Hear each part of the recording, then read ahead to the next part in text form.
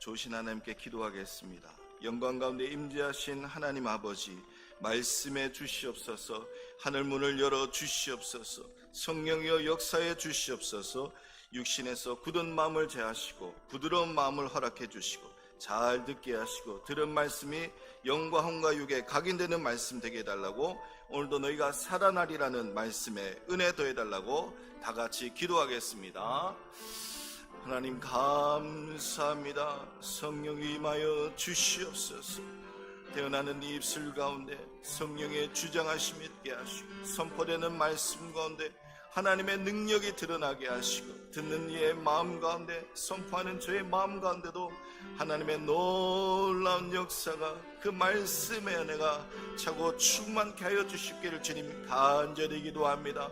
말씀을 듣는 가운데 우리의 모든 묶인 문제를 다 풀려지게 하시고, 하나님 우리의 모든 기도와 소원 하나님 다 이루어지는 아름다운 놀라운 역사, 성령 충만한 역사들 일어날 수 있도록 주님 도와주시옵소서. 하나님 홀로 영광 받아 주시옵시고, 말씀을 통해 깊이 하나님 만나는 은혜를 허락하여 주시옵소서. 감사하며 모든 말씀 예수님 이름으로 기도합니다. 아멘. 참 좋으신 하나님 아버지 감사합니다. 오늘도 주의 말씀 듣길 원합니다. 주의 성령 우리를 충만케 하여 주시고, 하나님 듣는 말씀 깨달으며 하나님의 뜻을 하나님 이루며 행하며 살아갈 수 있도록 은혜 베풀어 주시옵소서. 그 다음에 원수막이 틈타지 못하도록 지켜주시고, 오직 성령께서 감동을 허락하여 주시옵소서. 감사하며 예수님의 이름으로 기도합니다. 아멘. 할렐루야. 감사합니다. 오늘도 하나님께서 큰 은혜 주실 줄로 믿습니다. 우리 인사하겠습니다. 예수로 은혜 받고 1000명을 섬깁시다. 예수로 은혜 받고 1000명을 섬깁시다.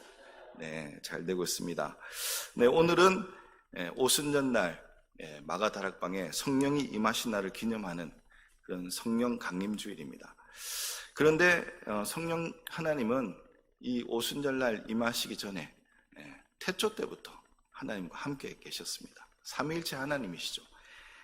창세기 1장 2절에 보면 벌써 하나님의 영이 수면 위에 운행하시더라 이렇게 말씀하고 있죠.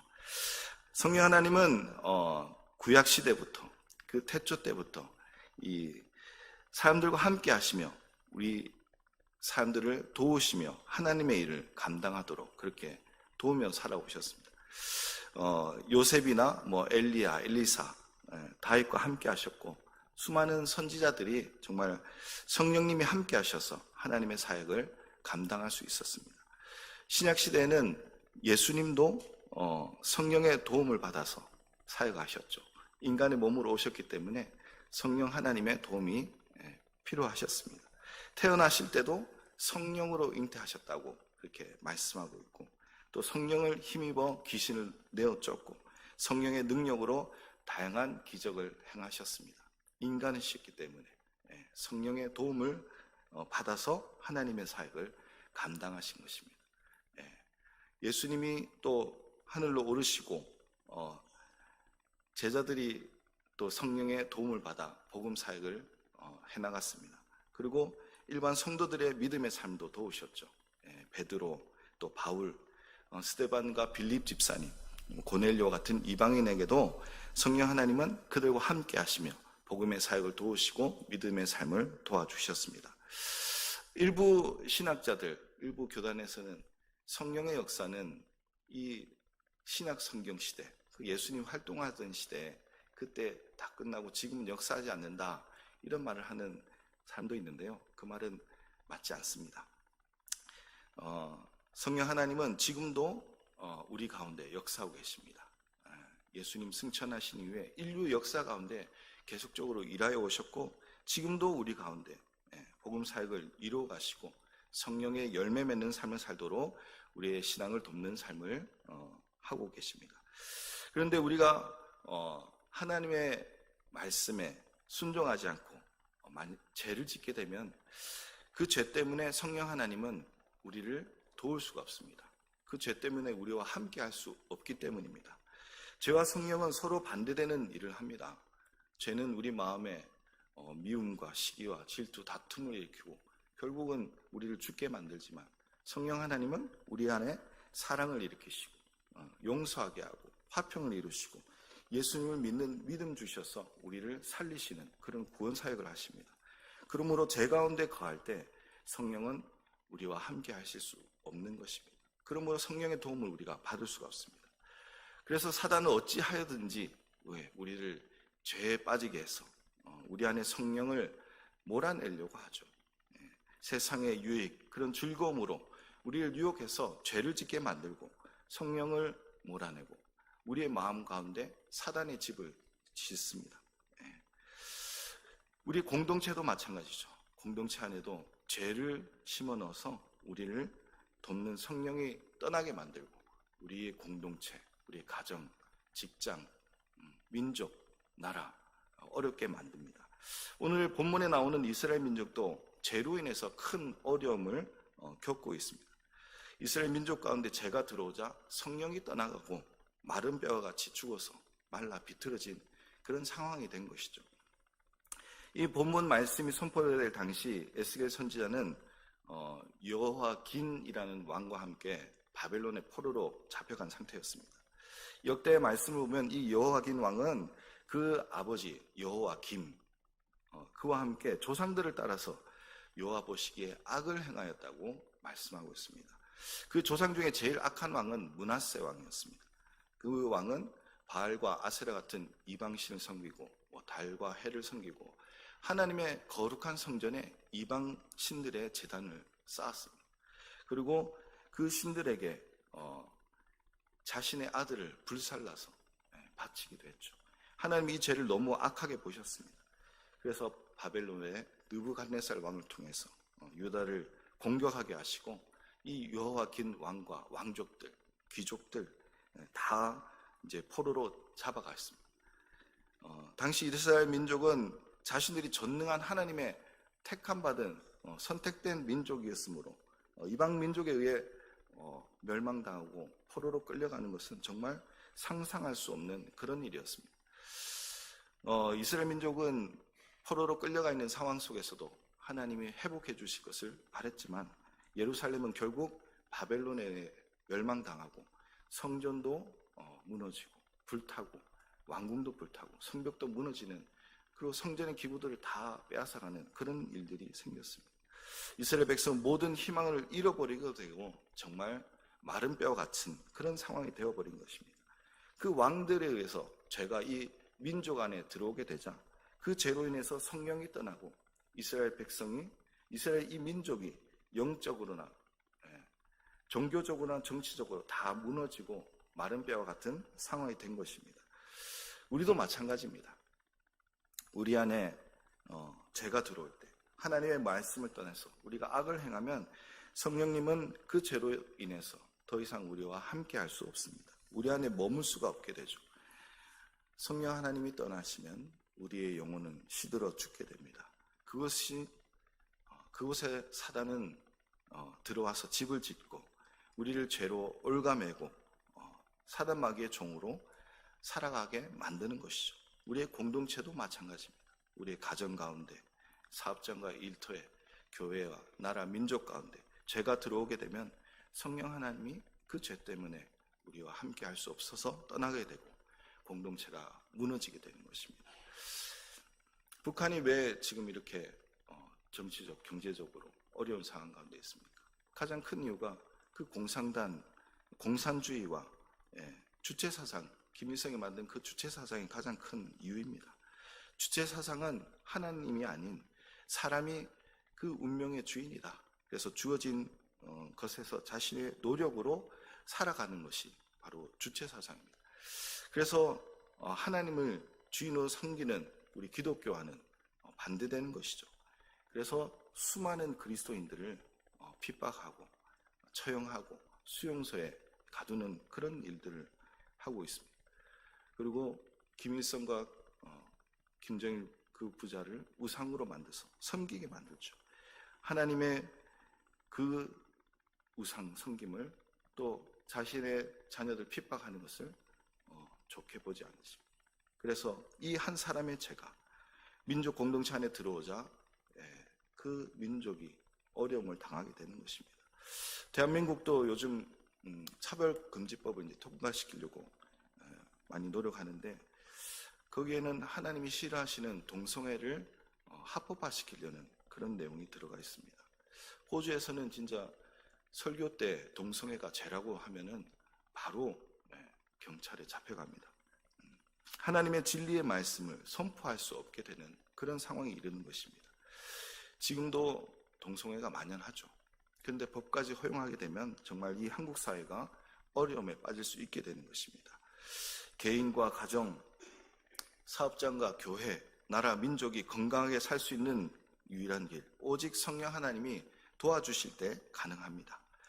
성령을 통해 하나님의 다스림을 받을 때 죄로 무너진 우리의 가정이 회복될 수 있고, 우리의 직장, 우리 교회가 건강하게 살아나고 나라 민족이 든든히 세워지는 것입니다. 어떻게 우리가 그런 죄 문제를 해결하고 정말 성령 충만한 삶을 살아갈 수 있겠습니까? 오늘 말씀을 보면서 그 지혜를 얻기를 원합니다. 성령 충만한 삶을 살기 위해 우리는 첫째로 마른 뼈와 같이 무너졌던 모든 것들이 성령으로 회복될 것을 믿음으로 바라봐야 합니다. 오늘 본문 1절에서 3절입니다. 하나님이 환상 중에 에스겔을 데리고 골짜기로 데리고 가셨습니다. 그리고 그곳에 있는 수많은 마른 뼈들을 보여주셨습니다. 엄청난 뼈들이 정말 말라서 먼지가 날 정도로, 손대면 부서질 정도로 그런 죽어진 뼈들이 그 골짜기를 가득 채우고 있었습니다. 그런데 하나님은 에스겔에게 그 마른 뼈들을 보여주면서 과연 이 뼈들이 살아날 수 있겠냐고 물어보십니다. 우리 3절을 같이 한번 읽겠습니다. 그가 내게 이르시되 인자야, 이 뼈들이 능히 살 수 있겠느냐 하시기로 내가 대답하되 주 여호와여, 주께서 아시나이다. 아멘. 하나님은 죄가 들어와 성령이 떠나가고 절망 가운데 있는 이 이스라엘 백성의 상황을 마른 뼈의 환상으로 보여주신 것입니다. 이 뼈들이 과연 살아날 수 있겠는지 물어보는 것은 이 이스라엘 백성이 다시 회복되고 살아날 수 있겠느냐고 에스겔에게 물어본 것입니다. 이 질문을 통해서 하나님이 에스겔에게 원하는 것은 아무리 절망적인 상황에 있다 하더라도 전능하신 하나님은 얼마든지 살리고 회복시킬 수 있다, 그 믿음을 갖는 것입니다. 마찬가지로 하나님은 우리가 어떤 어려운 상황 가운데 처해 있든지, 어떤 문제 가운데 있든지 전능하신 하나님의 손에 붙들릴 때 선하게 해결될 수 있다는 그 믿음을 갖기를 원하십니다. 하나님은 우리가 성령의 도우심으로 모든 문제들이 해결되고 무너진 것들이 회복되고 다시 살아나는 것을 믿음으로 바라보시기를 원하십니다. 하나님은 우리가 개인적인 문제들 속에서 정말 두려움과 걱정과 근심에 머물러 있지 않고 성령 하나님이 도와주셔서 풍성하게 회복되고 살아날 것을 믿음으로 바라보시기를 원하십니다. 가정 안에서 믿음 없는 우리의 자녀들, 우리의 남편과 부인이 정말 신앙으로 회복하고 끊어진 대화가 회복되어지고 사랑의 관계가 회복되고 행복하고 건강하게 살아날 것을 믿음으로 바라보기를 원하십니다. 내 직장 그리고 일터에서 내가 감당할 수 없는 그런 수많은 어려움과 문제들 주님이 도와주심으로 해결되고, 우리나라의 정말 어지러운 정치, 부도덕한 그런 사회, 어려워진 이런 경제가, 인용으로 분단된 우리 민족이 성령의 도우심으로 다시금 회복되고 살아나고 하나가 될 것을 믿음으로 바라보시기를 원하십니다. 히브리서 11장 1절에 믿음은 바라는 것들의 실상이라고 말씀하셨습니다. 믿음으로 바라보아야 바라고 소원하는 일들이 실제로 이루어지게 됩니다. 지금은 정말 해결될 기미가 전혀 보이지 않지만 잘 해결될 것이라는 그런 믿음을 가지고 있으면 하나님이 그 믿음을 보시고 그 문제를 해결해 주실 것입니다. 나의 문제들이 하나님이 도와주셔서 잘 해결될 것이다, 다시 회복되고 살아날 것이라는 것을 믿음을 가지고 바라보시기 바랍니다. 하나님이 하시면 된다, 성령님이 도우시면 된다는 그 믿음으로 여러분의 가정과 여러분의 직장, 우리 교회와 민족을 바라볼 때 하나님은 그 믿음 가운데 우리를 회복시키시고 다시금 살려내는 역사를 일으키실 것입니다. 믿음의 눈으로 문제들을 바라보며 문제가 형통하게 해결되는 그런 축복을 경험하시기를 간절히 축원합니다. 둘째로 성령의 충만한 역사를 위해 우리는 하나님의 말씀을 붙들어야 합니다. 하나님의 말씀을 듣고 들은 그대로 행하는 것입니다. 그렇게 하나님의 말씀이 내 안에, 우리 공동체 안에 선포되어지고 그 말씀이 들어갈 때 성령 하나님이 역사하셔서 나와 우리의 공동체가 회복되고 살아날 수 있습니다. 본문 4절에서 8절 말씀 보면 하나님은 에스겔에게 하나님의 말씀을 죽은 뼈들에게 대언하라고 말하고 있습니다. 그 뼈들에게 하나님의 말씀을 들으라고 선포하십니다. 우리 4절에서 5절 한번 같이 읽겠습니다. 또 내게 이르시되 너는 이 모든 뼈에게 대언하여 이르기를 너희 마른 뼈들아 여호와의 말씀을 들을지어다. 주 여호와께서 이 뼈들에게 이같이 말씀하시기를 내가 생기를 너희에게 들어가게 하리니 너희가 살아나리라. 아멘. 뼈에 무슨 기가 있습니까? 뼈들이 어떻게 들을 수 있겠습니까? 듣든지 아니 듣든지, 들을 수 있는 상황이든지 아니든지 하나님의 말씀을 선포하라는 것입니다.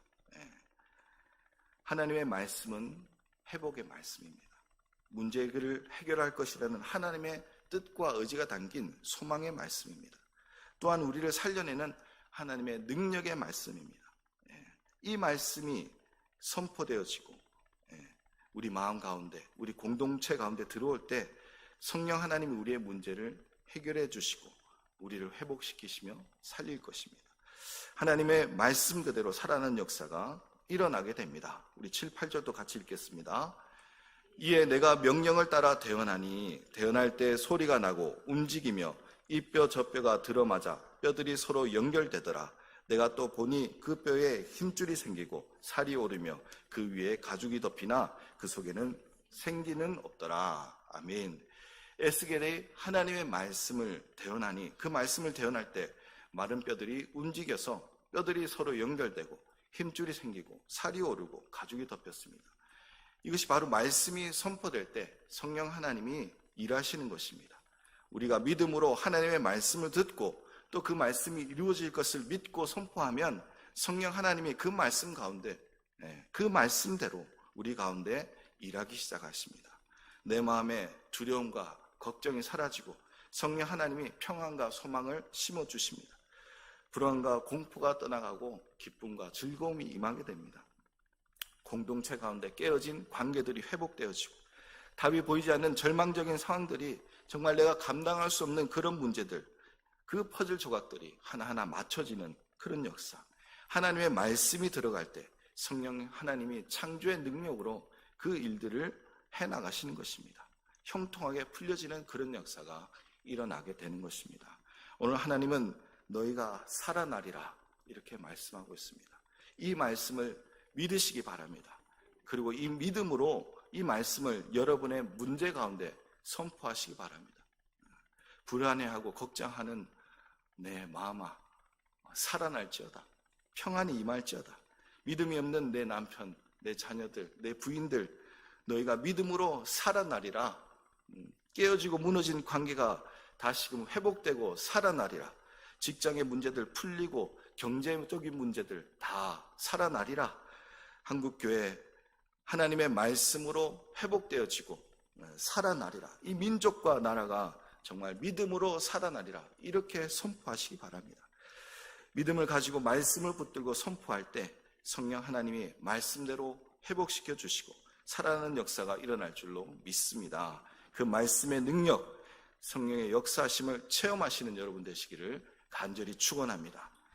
세 번째로 성령 하나님이 우리의 삶 가운데 충만하게 역사하도록 기도해야 합니다. 에스겔이 하나님의 말씀을 따라 대언할 때 뼈들이 서로 붙고 연결되고 힘줄이 오르고 살이 오르며 가죽이 덮였습니다. 그러나 그 속에는 생기가 없었습니다. 겉으로는 사람의 모습을 갖추었지만 숨을 쉬고 살아 움직이지 않았습니다. 그러자 하나님은 다시 한번 에스겔에게 생기를 향하여 대언하라고 말씀합니다. 우리 9절도 같이 읽어보겠습니다. 또 내게 이르시되 인자야 너는 생기를 향하여 대언하라. 생기에게 대언하여 이르기를 주 여호와께서 이같이 말씀하시기를 생기야 사방에서부터 와서 이 죽음을 당한 자에게 붙어서 살아나게 하라 하셨다 하라. 아멘.